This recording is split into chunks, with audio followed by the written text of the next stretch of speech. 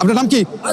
আপনি আপনি এখানে দাঁড়ান, আপনি এখানে দাঁড়ান, আপনি শুনেন, আপনি যে এটা রাজনীতি করছেন, আপনি একটু প্রমাণ দেন। আপনি যদি প্রমাণ না দেন আপনি যাবেন না। আপনি মুসলমানের সন্তান। এই মাইক চালু করুন নাকি, মাইক চালু করুন নাকি। এই দাঁড়ান, আপনি এখানে প্রমাণ দেওয়া যাবে। আপনি আমাকে কি মনে করছেন? আপনি আমাকে কি মনে করছেন? আপনি বলে দেন। এই মাইক দেন, আপনি বলেন, আপনি বলেন, আপনি বলে যাবেন। আমি রাজনীতির কথা বলছি, প্রমাণ দিতে হবে। প্রমাণ দিয়ে যান। আপনার কোনো সামনে আপনি দেন। আপনি মুনাফিক, এদিকে আসেন। আপনি এদিকে আসেন। ফাজিল পতাকার এই আগের যুগ আছে নাকি? ফাজিল পতাকার খুলতেছে। আমরা এই দেশে এতদিন আমরা গণতন্ত্রের আদলে দেশ দেখেছি। এতদিন পর্যন্ত গণতন্ত্রের হাতে আমার দেশকে দেওয়ার পরে আমি দেখেছি চুরি, গণতন্ত্রের হাতে আমার দেশ দেওয়ার পরে আমি দেখেছি ডাকাতি, সন্ত্রাসী, রাহজনী, মারামারি, কাটাকাটি, অন্যায়, অবিচার, জুলুম, অত্যাচার। ঠিক কিনা বলেন? আপনার নাম কি? আপনার নাম কি? আপনি এখানে দাঁড়ান, আপনি এখানে দাঁড়ান, আপনি শুনেন, আপনি যে এটা রাজনীতি করছেন, আপনি একটু প্রমাণ দেন। আপনি যদি প্রমাণ না দেন আপনি যাবেন না। আপনি মুসলমানের সন্তান। এই মাইক চালু করুন নাকি, মাইক চালু করুন নাকি। এই দাঁড়ান, আপনি এখানে প্রমাণ দেওয়া যাবে। আপনি আমাকে কি মনে করছেন? আপনি আমাকে কি মনে করছেন? আপনি বলে দেন। এই মাইক দেন, আপনি বলেন, আপনি বলেন, আপনি বলে যাবেন।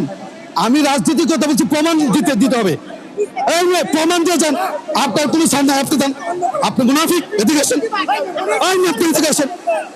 ফাজিল পতাকার এই আগের যুগ আছে নাকি?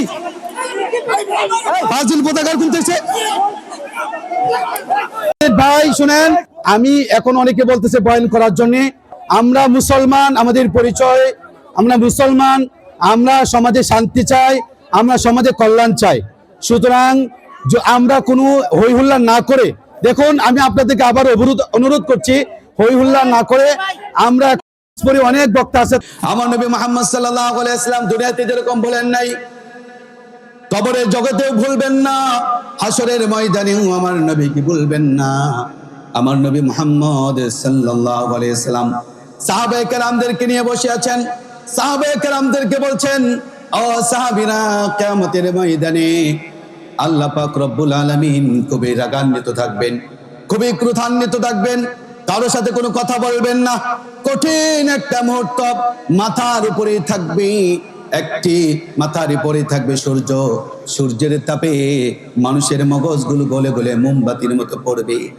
ওইখানে কোনো পানির ব্যবস্থা থাকবে না। পানির পিপাসায় তৃষ্ণার্ত কুকুরের মতো জিহ্বাটা বের করে তাই দিবে। ওই সময় সবাই বলবে ইয়া নাফসি, ইয়া নাফসি, ইয়া নাফসি। আর ওই সময় আমি নবী মুহাম্মদ ওই সময় সিজদায় পড়ে কাঁদবো আর বলবো ইয়া উম্মতি, ইয়া উম্মতি। নবী ইব্রাহিম বলবে ইয়া নাফসি, ও আল্লাহ আমাকে, আমি কি, আমার কি হবে? নবী মুসা বলবে ও আল্লাহ আমার কি হবে? নবী ইদ্রিস বলবে আমার কি হবে? সব নবীরা যখন নিজেকে নিয়ে ব্যস্ত, সমস্ত উম্মতেরা যখন নিজেকে নিয়ে ব্যস্ত, ওই সময় আমার নবী, আপনার নবী তখন সিজদায় পড়ে কাঁদবে, ইয়া উম্মতি, ইয়া উম্মতি। হায় হায়, আমার উম্মত কোথায়? হায় হায়, আমার উম্মতের কি অবস্থা হবে? কাঁদতে থাকবেন। আল্লাহ পাক রব্বুল আলামিন জিবরাইলকে পাঠাইবেন, আর জিবরাইল বলো আমার নবী যেন আর না কান্দে, আমার আর সহ্য হচ্ছে না। আমার নবীকে বলেন মাথা উঠানোর জন্য, আর বলেন কিসের জন্য কাঁদে। আল্লাহ রাসূলকে বললেন, ও নবী আপনি আর কাঁদবেন না। আল্লাহ পাক রব্বুল আলামিন বলেছেন, আপনার কি আশা, আপনার কি চাওয়া? আপনি কেন সিজদায় লুটিয়ে পড়েছেন? আপনি কেন কান্নাকাটি করছেন? আল্লাহর তো সহ্য হচ্ছে না, আপনি বলেন। তখন আল্লাহর নবী মুহাম্মদ সাল্লাল্লাহু আলাইহি ওয়াসাল্লাম বলবেন, ভাই জিবরাইল, সবাই তো সবার চিন্তা নিয়ে বড় পেরেশানি, কিন্তু আমার এই উম্মত দুর্বল ঈমানওয়ালা, মাত্র 60 বছরের জীবন পেয়েছে, অল্প সময় পেয়েছে, বেশি কোনো নেক আমল করতে পারে নাই, বেশি কোনো আমল করতে পারে নাই। এই কঠিন মুহূর্তে আমার উম্মত গুলো বলো অল্প আমল নিয়ে উঠবে, এই মুহূর্তে আমার উম্মতের কি অবস্থা হবে? আমার উম্মতের জন্য আমি টেনশন করছি। তখন জিবরাইল আলাইহিস সালাতু ওয়াস সালামকে আল্লাহ পাক রব্বুল আলামিন ওহী পাঠিয়ে জানিয়ে দিবেন, ও জিবরাইল আপনি নবীকে বলে দেন আমি আল্লাহ পাক রব্বুল আলামিন বলে দিচ্ছি, এই হাসরের ময়দানে যতই কঠিন বিচার হোক, আমার নবী মুহাম্মদ যার ব্যাপারে সুপারিশ করবে, আমি আল্লাহ তার জন্য জান্নাতের ফয়সালা করে দিব। আল্লাহ রাসূল সাল্লাল্লাহু আলাইহি ওয়াসাল্লাম সাহাবায়ে কেরামদেরকে নিয়ে আলোচনা করছেন। সাহাবায়ে কেরামরা এবার আল্লাহ রাসূলকে প্রশ্ন করলো, ইয়া রাসূলুল্লাহ, ইয়া হাবিবাল্লাহ, সেই হাসরের ময়দানে এত এত নবীর উম্মত থাকবে, ওইখানে আমরা আপনাকে খুঁজে পাবো কিভাবে? ওই সময় আপনি আমাদেরকে চিনবেন কিভাবে? আল্লাহ রাসূল সাল্লাল্লাহু আলাইহি ওয়াসাল্লাম তখন বলেছেন, ওই সময় আমার উম্মতদেরকে আমি চিনতে পারবো কিছু আলামত দেখে। আলামত এই কি দেখে? আলামত। আমাকে চিনবে, আমার কিছু আলামত প্রকাশ পাবে। আপনাকে আল্লাহ রাসূল চিনবে, আপনার মধ্যে কিছু আলামত প্রকাশ পাবে। ওইটা হলো, ওই আলামতের নাম হচ্ছে উম্মতে মুহাম্মদের আলামত। অর্থাৎ আল্লাহ রাসূলের উম্মত, এই উম্মতের ওই সময় পরিচয় পাওয়ার জন্য ওই আলামতটা থাকতেই হবে। ওই আলামত যদি কারোর মধ্যে না থাকে, তাহলে সে আল্লাহ নবীর উম্মত। তাহলে এই আলামত না জেনে বয়ান সারিয়ে দিব? শোনা দরকার আছে না? এটা হাদিসে বলছে আল্লাহ রাসূল। আল্লাহ রাসূল সাল্লাল্লাহু আলাইহি ওয়াসাল্লাম বলেন, ইন্না উম্মতি গুররান মুহাজ্জালিন মিন আসারিল বুসুক, ফামান ইসতাতা মিনকুম আন ইউতিলা গুররাতাহু ফালইফআল। আল্লাহ রাসূল সাল্লাল্লাহু আলাইহি ওয়াসাল্লাম বলেছেন, আমার উম্মত কিয়ামতের ময়দানে এমন হবে, অন্য কোন নবীর উম্মতদেরকে এই আলামত আল্লাহ দেয় নাই। আমি নবীর উম্মতদেরকে এই আলামত দিয়েছেন আমার আল্লাহ। দুনিয়ার মধ্যে আযান শোনার পরে ঠান্ডা পানি দিয়ে ওযু করেছে, কষ্ট করেছে, 70-80 বছরের বৃদ্ধ বৃদ্ধা, সেও আল্লাহর হুকুম পালন করার জন্য, সেজদায় লুটিয়ে পড়ে আল্লাহর শুকর আদায় করার জন্য, আল্লাহকে খুশি করার জন্য, জান্নাতে যাওয়ার জন্য ওযু করেছে ঠান্ডা পানি দিয়ে, কনকনে শীতের মধ্যে। আছে না নাই? এই 70 বছর 80 বছরের বৃদ্ধরা জাহান্নামের ভয়ে ঠান্ডা পানি দিয়ে ওযু করেছে। আল্লাহ রাসূল সাল্লাল্লাহু আলাইহি ওয়াসাল্লাম বলেছেন, হাসরের ময়দানে ওই বৃদ্ধ বৃদ্ধার কপাল থেকে নূর চমকাইবে। সুবহানাল্লাহ। হাত থেকে নূর চমকাইবে, পা থেকে নূর চমকাইবে। আল্লাহ রাসূল বলেছেন, আমি আমার উম্মতের ওই আলো দেখে, ওই নূর দেখে চিনবে এটা আমার উম্মত। সুবহানাল্লাহ। ওই ব্যক্তির জন্য আমার সুপারিশ হবে। আল্লাহ পাক রব্বুল আলামিন বলেছেন, নবী গো, আপনি যার জন্য সুপারিশ করবেন সে জান্নাতে যাবে। আল্লাহ রাসূল বলেছেন, আমার উম্মতের সার্টিফিকেট এটা, আমার উম্মতের আলামত এটা। এরপরে আল্লাহ রাসূল বলেন, যদি আমাকে না পাও খোঁজে, এরপরে যদি খোঁজাখুঁজি করা না পাও, হাসরের ময়দানের এমন যদি পরিস্থিতির মধ্যে পড়ে যাও, তাহলে তোমরা 3টা জায়গায় খুঁজবে। কয়টা জায়গায়? এই 3টা জায়গায় আমার উম্মতের জন্য আমি দৌড়াদৌড়ি করব, কারণ আমার প্রত্যেকটা উম্মত এই 3টা জায়গার মধ্যে বিপদে পড়ে যাবে। এই 3টা জায়গায় সফল না হলে সে জাহান্নামে হবে। আল্লাহ রাসূল সাল্লাল্লাহু আলাইহি ওয়াসাল্লাম বলেছেন, হাউজে কাউসারের কাছে আমাকে খুঁজবে, হাউজে কাউসারের কাছে আমি খোঁজাখুঁজি করব, আমার উম্মতের জন্য আমি অপেক্ষা করব, কারণ ওই সময় পানির পিপাসায় আমার উম্মতগুলো ছটফট করবে। ওই সময়ে পানি নিয়ে দাঁড়িয়ে থাকবো, হাউজে কাউসার নিয়ে আমি নবী দাঁড়িয়ে থাকবো।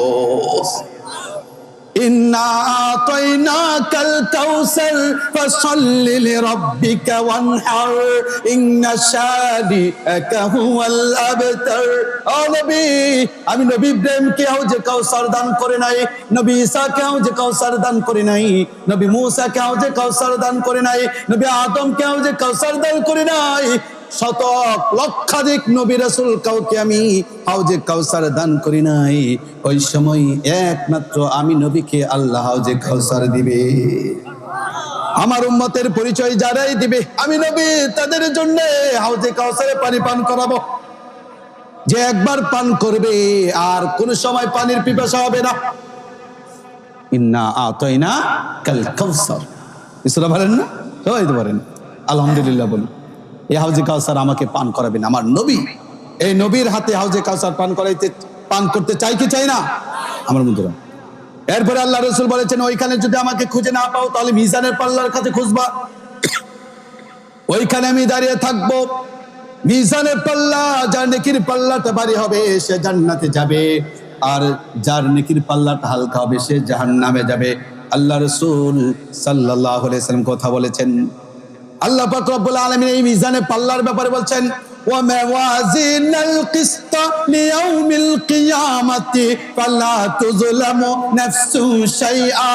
ওই কিয়ামতের ময়দানে, হাশরের ময়দানে ওই মিজানের পাল্লাটা দাঁড় করানো হবে। এই মিজানের পাল্লাটা ইনসাফের পাল্লা হবে, ওইখানে কোনো ঘুষ চলবে না। এখনের আইনের মধ্যে ঘুষ আছে না নাই?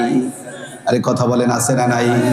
৭৪ বছর বা ৩৫ বছর পর্যন্ত শুধুমাত্র ঘুষের উপরে দেশ চলেছে, ঠিক কিনা বলেন? পিয়ন একটা চিঠি নিয়ে আসছে, ওইখানে ঘুষ আছে না নাই?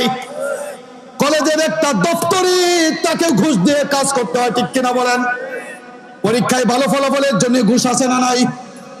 আবার প্রশাসনের কথা নাই বললাম, পুলিশ তো এমন খাইস্টা, না পাইলে বিড়িটাও ছাড়তো না, নাই কিছু বিড়িটা হইলে দেখা, ঠিক কিনা বলেন? হ্যাঁ, আর নেতা নেত্রীদের কথা আর কি বলবো, এটা কইলে তারা রাগ করে ফেলে। যারা রাগ করে এটা হয়েই দলের লোক, বুঝলেন নাই? না রাগ করবো কেন? আমরা তো যারা এই গুণে গুণান্বিত তাকে বলছি, ভালো লোককে তো আমরা বলছি না, বলছি বলে তাকে বলছি। এমপি মন্ত্রীরা লক্ষ লক্ষ কোটি কোটি টাকা পাচার করে দেশ থেকে, আসে না নাই? কানাডায় বেগম পাড়া বানাইছে, আছে না নাই? বেতন হলো ৭০,০০০, ৬০,০০০ টাকা, কিন্তু কোটি কোটি টাকা, হাজার হাজার কোটি টাকার মালিক হয় কিভাবে? মরে গেলে ১৪ গোষ্ঠীও এই টাকার মালিক হওয়ার কথা না, কিন্তু হ্যাঁ ১ মাসে হয়ে যায় কিভাবে, ৬ মাসে হয়ে যায় কিভাবে, ৫ বছরে হয় কিভাবে? একমাত্র কারণ হচ্ছে এরা গরিবের পেটে লাথি মেরেছে, এরা অসহায়ের পেটে লাথি মেরেছে, এরা মানুষের উপর জুলুম করেছে, সম্পদ, দেশের সম্পদ লুণ্ঠন করে তারা এই সম্পদের পাহাড় করেছে, কানাডায় বেগম পাড়া বানিয়েছে, ঠিক কিনা বলে? আমার দেশ নিয়ে গর্ব করি, সোনার বাংলাদেশ। কিভাবে সোনার বাংলাদেশ হয়েছে? আমরা না বলবো চাঁদাবাদীদের বাংলাদেশ। সোনার বাংলাদেশ কোন বলেন কেন? মাথার মধ্যে আকল জ্ঞান নাই?